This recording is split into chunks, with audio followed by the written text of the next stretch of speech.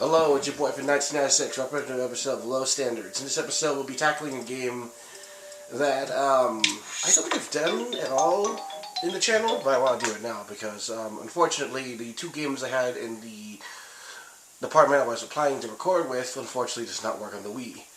Nor did it work on the GameCube, yada yada yada. It's really hard to understand which game works what. Regardless, I can't do an episode on TAC or Madagascar unless I emulated, but I don't feel like doing that. The previous save was detected. Would you like to create a save? No. Okay, saving. We're gonna play through the first levels until we reach Blinky, because I've already almost finished the game on my other GameCube memory card, but I don't feel like grabbing it. Just wanted to see if this works on the Wii, because it works on the GameCube. But the only reason why I chose the Wii specifically right now is because I want to try the other games.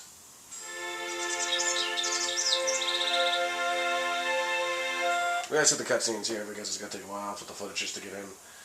Plus, I don't know how to deduct time and see if we'll record the whole thing. At least the goal I'm trying to go for. Blah blah blah. Just gonna skip through the whole context. I will be grabbing tokens though. Nah. Alright, wait. This is a fun game, the series that I grew up with, despite the fact that I only played one, I never played one, and I only played two on a demo disc back in the day. Three on a demo disc back in the day. Which is pretty much weird, because it had voice acting, which is interesting to say the least. Not to mention the plot was really unusual. And who are half of the characters in that game? I don't know how that was, then again, I think in that game, specifically, it didn't take place in Pac-Man, or at least the Pac-Man world, like in World 1, in Pac-Man World 1 and 2. Anyways, the game is a simple platformer, but it's more 3D-esque compared to, oh, you have to do this for no reason. More 3D-esque than the prior one, which was more of a fixed level geometry, kind of similar to other platformers who have decided to use fixed camera angles. In this game, it's very simple to play. You fly through the whole level, you click on the dots, fruit, and also do a contest of some sort, not contest, where you play a Pac-Man level. You have to collect the most main Galaga piece. I don't think there's one here, but you can find one every level, on nearly every level. Pac dot chain. I don't know why, but I feel like the commentary is going to be very little because I don't really know if I have that much to say about this game. It's a simple platformer that I grew up with. It's really fun. Oh, back in the day, I guess this is an interesting set of trivia. Whoever buys this game is usually packed with a game, not prototype game, but a multiplayer game that was specifically designed to try out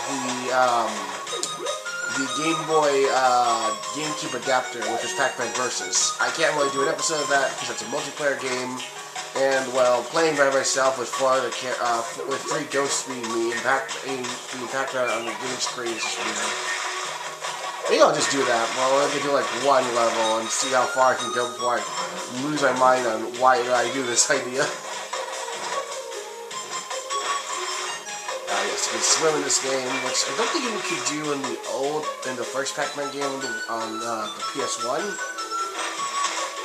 Anyways, you grab this, and then you get life. I don't need to go down there, but you can use this metal power-up to go down. Strange enough, it comes metal and then just a weird colored Pac-Man. I think it usually becomes weird colored Pac-Man when it's about to drain out, because it's a temporary power-up. I kind of wish I now had my other memory card just to play through some of the more funner levels in the later portions of the game. But this is how the episode was gonna go. Eventually, not go, but it would be basically the last idea I could think of. And if this game didn't run in the Wii at all, I didn't feel like getting the GameCube. I would just clean up for the night without recording an episode. Kind of just realize that some of my games are beyond old, despite, you know, I feel like they work for it. Oh! I died. What a glorious start to this level. I need to stop clicking the fruit because I'm not really going about 100% here. Especially when you... Oh! Oh my god. This is going to be one of these days. Just falling into death. Yeah! I hate those enemies because there's a lot of chances I seem to miss butt bouncing them, and then I get hurt from it. Oh no, you got stupid claw hand attack. Well, I hate you. That was on you. I will be defeating the boss, the big bear enemy here, so I can go ahead and I always say big bear enemy. I want to say Pac-Man, because that's what they are. Just put Pac-Man everything.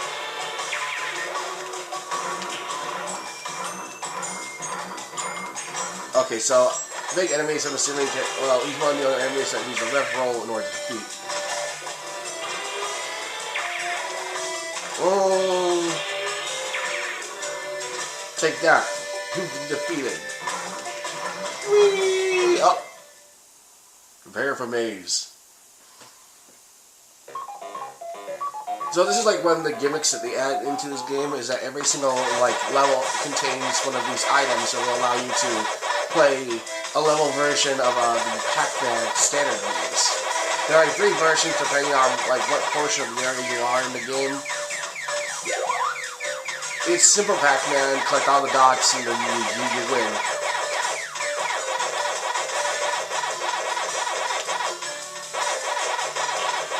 I'm surprised they haven't really come back to this series. Then again, 3 kind of made a really confusing taste in people's mouths when it was released. A game that had Pac-Man talking, had other dimensions, protecting the ghosts, actually playing the ghosts, which is an interesting concept for our game, where you actually play as Pac-Man's long-running nemesis. So you only play as Clyde and Pinky, which were the names of the ghosts during this era of the games. I think it started with Pac-Man World 1, where all the ghosts were given renames, as in like Blinky was now the orange ghost, while Clyde was the red ghost, when in reality, or at least in the original game, it was the polar opposite. Winky and Pinky never change, because you can't really mix those 2 up.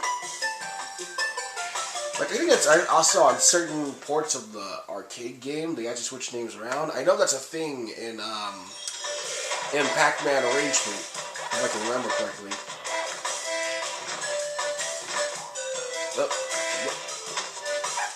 There's also a sense of having hard times trying to climb up with their grab ledge ability, because sometimes you just straight up miss the whole thing. Oh jeez, that guy's got a gun. I'm out of here. When someone's packing heat, you gotta run. If I remember correctly, power plants do not give you invincibility. Oh shit! Ow. Oh no. I think with my death, I now have to do the oh wait, never mind, I forgot. Every time you complete a Pac-Man maze, level maze, it counts as the initial checkpoint, which is pretty cool. I don't get even the ghost with a gun, but at the same time, it's a gun. Threaten me with a good time. Yeah! Yeah! Here's one of the only power-ups you'll see in one of these segments. It's used so little, I don't know why I keep it. That's kind of the thing with Pac-Man World 2. It has a lot of, like, more maneuverability, but at the same time, like, they add in, like, small power-ups that clearly don't need to exist. I mean, power-ups are, like, the obvious thing that you need, especially since that's the only way you can kill ghost enemies. Not kill them, but, like, eat them up so that way they won't bother you until they get new clothes or something. The Pac-Man lore is really weird, especially if you refer to... Sorry, I have a tendency of hating realistic bugs as enemies in games.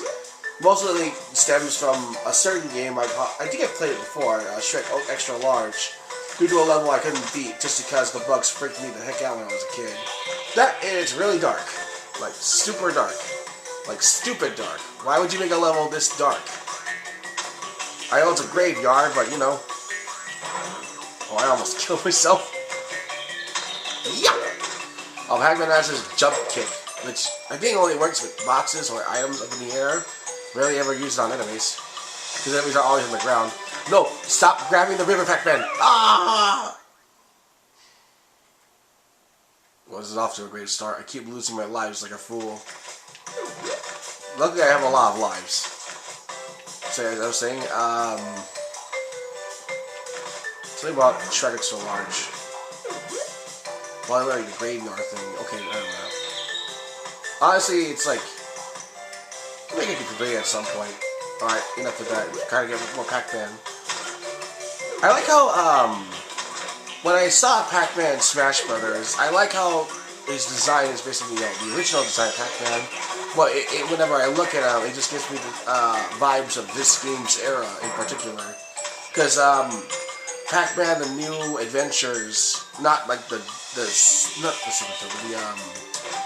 one that's based on Pac-Land at least. The one that's based on the newer cartoon back in the day. It was just weird for me. Really weird. Pac-Man had fingers. Something I don't think anyone asked for. They never got to choose that as his design for that particular series to be represented in Smash Brothers. That would probably piss a lot of people off. That was a smart move for them to specifically choose Pac-Man from this era of gaming. You see, it's just a classic design. You can't, unlike the eyes that has a line in it, it's Pac-Man. I don't remember where the galaxy piece is in this one. I think it's like in the corner. There's a token. Tokens are used to basically play any of the arcade stuff or extra stuff in this one arcade area, which is pretty nice. Oh shoot. That area always kills me. Wait, when was the last time we got a checkpoint? How much you remember? Okay, here. I think there's a way to stop. I'm dying like a fool. And this is only the first few levels. This is like the area I died the least as a kid. I think one day, though, when I was younger, I hate going through that whole thing because I could never time the rev roll right, so I tried cheesing through a level, which sort of worked. Sort of. Oh, maybe I don't move and I'll land directly on the platform. Excuse me. Give me all of that. Yeah! Oh, I can just do this. Okay, that works. Gonna eat you because you're an annoyance.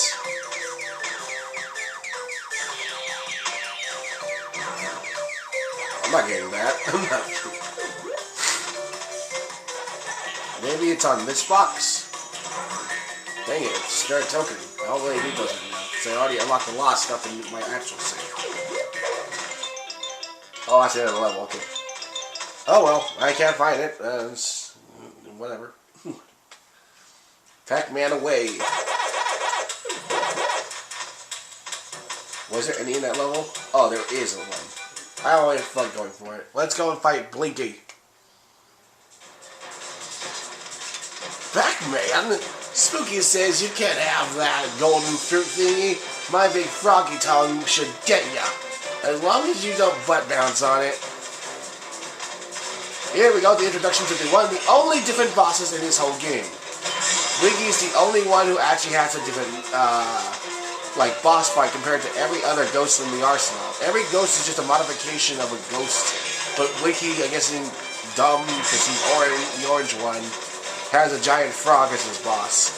It's like the only unique boss fight besides Spooky, which is really fucking weird.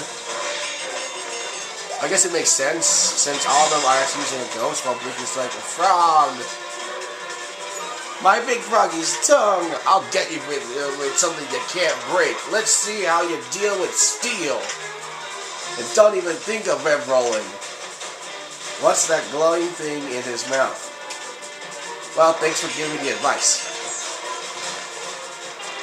So now I can't bounce on this frog's tongue anymore, so now I have to rev roll into his robotic Yu-Gi-Oh! Because that's a thing a frog needs. It seems like a mechanical wooden frog.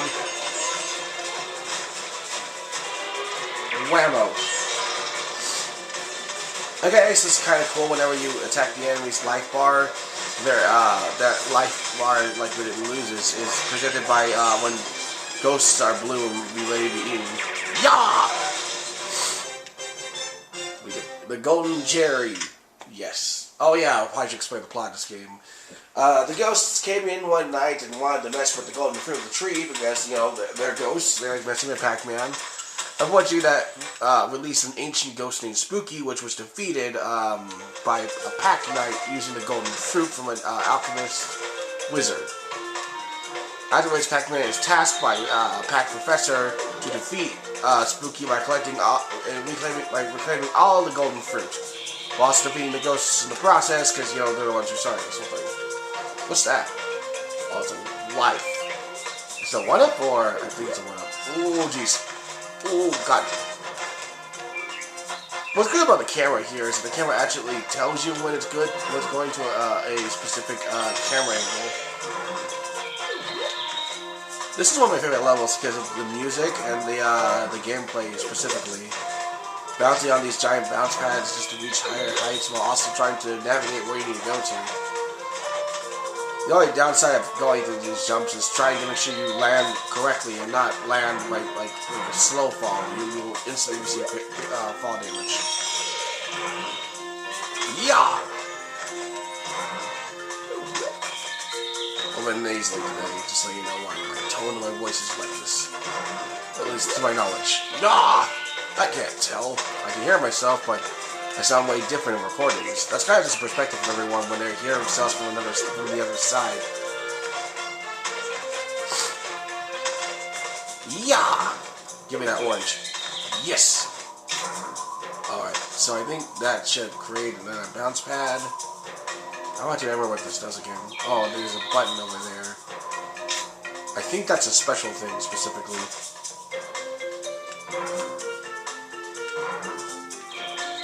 I'm gonna actually press it, despite the fact I don't need to. Oh, shoot! And thus I restart the whole level, because I don't remember where the checkpoint was. Always when I got a checkpoint. Oh yeah, here. Thank you. Pac-Man's like, I'm over here. Oh yeah, Pac-Man has a voice. Specifically in 3, everyone talks, which is a surprising thing. But at least the voice sounds somewhat appropriate. He's Pac-Man, he has to have a man voice. Unlike his voice in the new one, where they change him into a kid for some reason. Kind of destroys the purpose of him being called Pac-Man. It's also a weird show. Somehow the ghosts weren't the main antagonists, instead it was this ghost called Betrayus, and I was like, who the fuck is this guy? I don't remember from any games. Oh, that was an actual death. Okay, I didn't realize that fall damage at a certain height would definitely kill you at all your health. Well, that's good for the future. I climb on this box. Somehow boxes have, like, climbing geometry. I mean, it makes sense. They're still there, so they're still physical to grab. But at the same time, they're boxes. I think Pac-Man might be compensating for the fact that he doesn't destroy boxes like Crash does, where he uses his spin dash. Not spin dash, his spin attack. Shit. Oh, I can't butt bounce from that tie. Okay. Oh, now I know. Alright, let's try this again. Yeah! Oh shoot, that was very close. I could have easily died. And I think I'm really afraid of dying, am I? No, I'm not. I do not want to perish. Not! You know what, let's not go for it. I don't think it's worth it. I think it's supposed to lead me to the Galaxy piece in this level. But the fact that you have kept dying over and over again. Yeah, maybe just climb down the path the old-fashioned way. I don't know, it's like a delay that I miss up on this kind of jumps that prevents me from surviving the butt bounce of clearly fall damage. Oh, what the f does this do?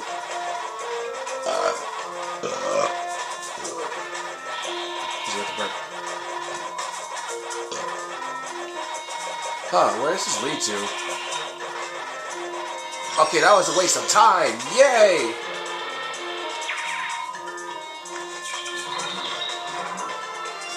I think this chest has the Galaxy piece. Oh, with luck, there's an apple right down there. Aha! I think having all the fruit allows you to open the chest. If not, you need all the fruit, not one of the fruit. Never mind. As long as you have one of the fruit, you can open up these chests. There we go, the Bedoing. I just realized, I'm not laughing because I realize it's actually the name of the level. The Bedoing Woods. If I stand corrected, if I remember correctly, there are 2 specific maces per level, I think.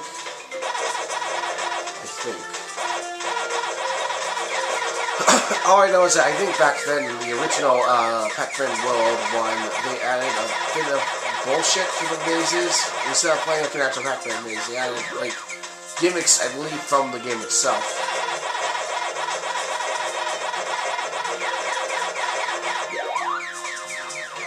Me, when it comes to this game, the car pellets are mostly for saving your skin rather than actually getting extra points for ghosts, because, I mean, they're not going to last forever. I think if I was told from a long time ago that, oh shit, there's nowhere I can go, that eventually in later levels of the original arcade game, power pellets do not actually work as intended anymore.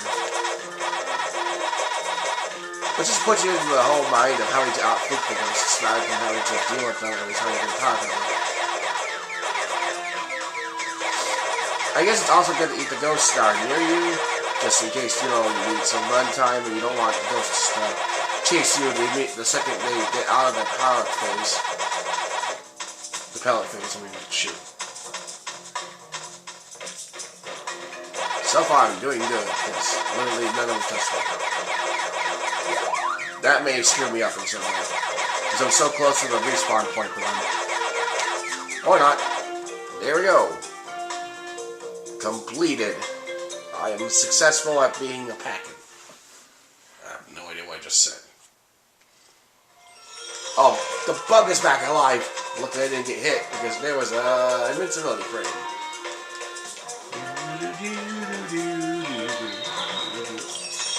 I should have gotten the melon first, but like it matters. I think each world has a specific enemy, but then I just realized those bugs were in the last level of the first area of the world. I just realized I don't need to do this.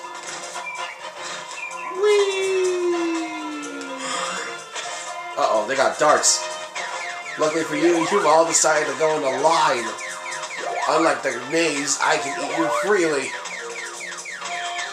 There's also a score bonus whenever you play this game. Like, the more score you have, the more, oh, the line, what the heck?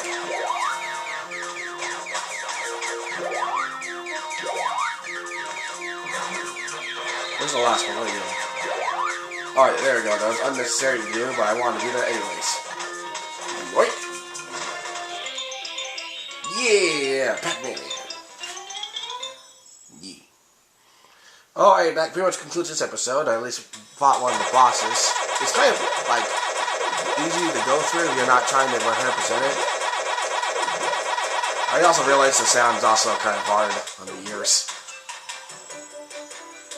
But anyways, that's it for this episode. I didn't really plan to play this game in particular, but you know how it is. Sometimes games just don't work anymore, and you're just kind of surprised by that little thing. Anyway, see you on the next episode. Bye.